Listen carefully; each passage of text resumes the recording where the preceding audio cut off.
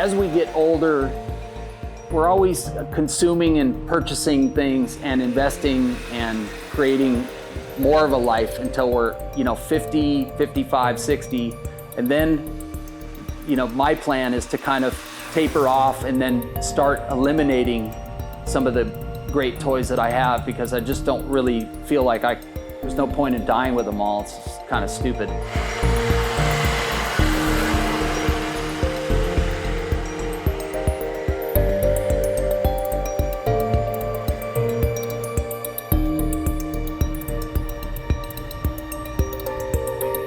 Right now I'm on the upswing, but I also feel there is a plateau coming where, I want to let go of some of the vehicles and then just keep my favorites.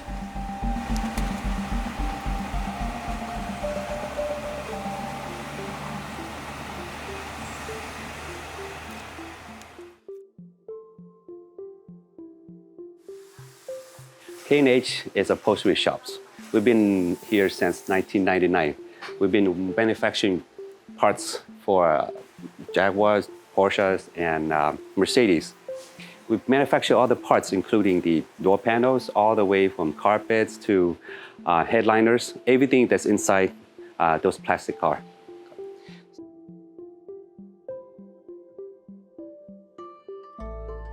Kurht came to us. He wants his seats to be done for his 912. He asked what can we do for him to make it look good and more premium.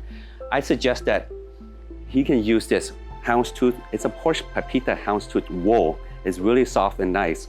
If you put in a car, and his car is made out, the color is green, obviously. So if you put this thing, it matches really nice to his car. We put it together with vinyl, with the original vinyl, and we put new foam and with the backrest all together, and we complete the seats for him. He was very happy and ecstatic.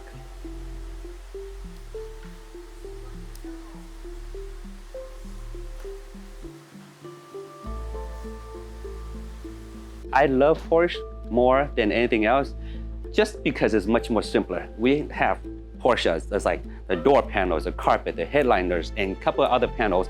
Boom, you got a Porsche. If you're doing a Jaguar, then you're talking about like a little more parts. The door panel has 3-4 parts to it. The carpet is about 20 parts to it. And then there's about 20 different panels to it. So all these parts takes a lot of time to restore. So Porsche is much more simpler and easier, and people love to restore the Porsches.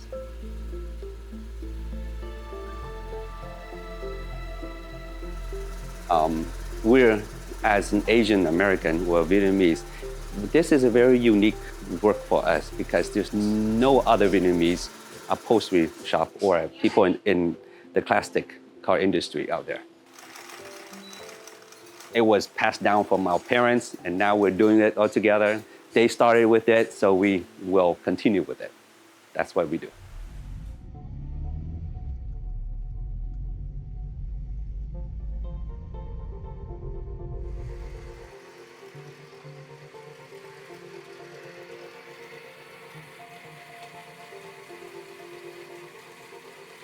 You can have an art piece that you can hang on the wall, or you can have a car that's an art piece that you can drive.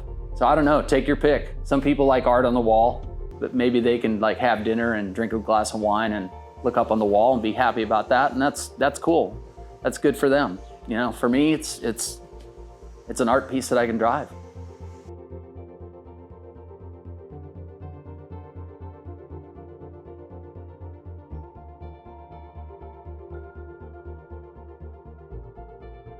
But I didn't want to be one of those people that just has a bunch of stuff around half finished.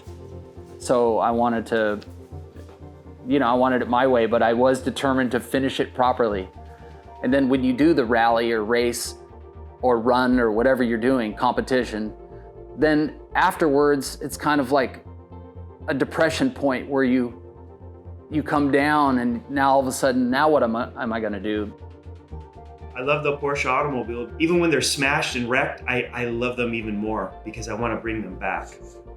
That's just it. Even when I had toy Porsches, and I've had them since I was 4, I'd smash them. I'd make my mom buy 2, so I could smash one and pretend I fixed the other one. So It's very deep. It goes deeper than probably I even know.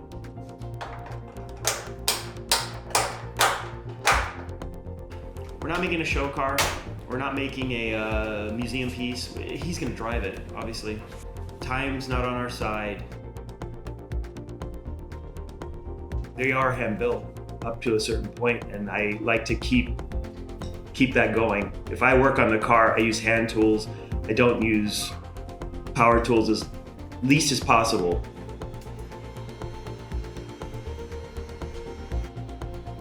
He loves his cars. They're not fast. It's a different fast. When you get a good 356, they're precise. When you become the car. When you get a good 911, it's heaven. That rhymes. It's unexplained. I can't explain it. People who know what I'm talking about know what I'm talking about. When you get a proper 911 or 912, it's so satisfying.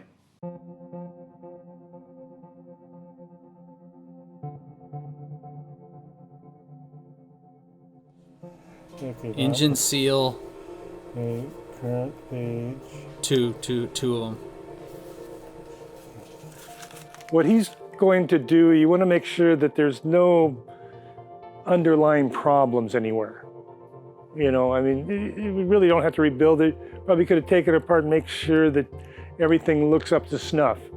But, he wanted to rebuild it, so we did. We took it totally apart.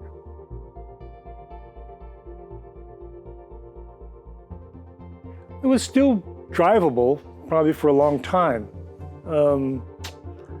But once we took it apart, you had to fix it. Like the crank was slightly under, so we had to regrind it. We had to redo the rods. We're going to put new pistons and cylinders in it. We will do the heads. Put new valves, or regrind the ones that are in there. We have to check the stems and see if there's any taper on them. Maybe valve guides, that kind of stuff. But no, it was actually a decent running car when we took it apart,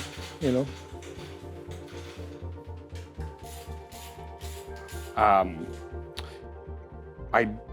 don't think it's the longest rally that's been held, but I think it's probably the toughest. If you're doing it, you might as well try to do as good as you can, but it's also something you just don't know what's going to happen. So the goal is really just to finish and make it through the event without any major issues or mishaps. And it's going to be a tough, grueling thing. I can't think of much more that might torture a car worse than maybe, on a similar level, the Pan American rallies.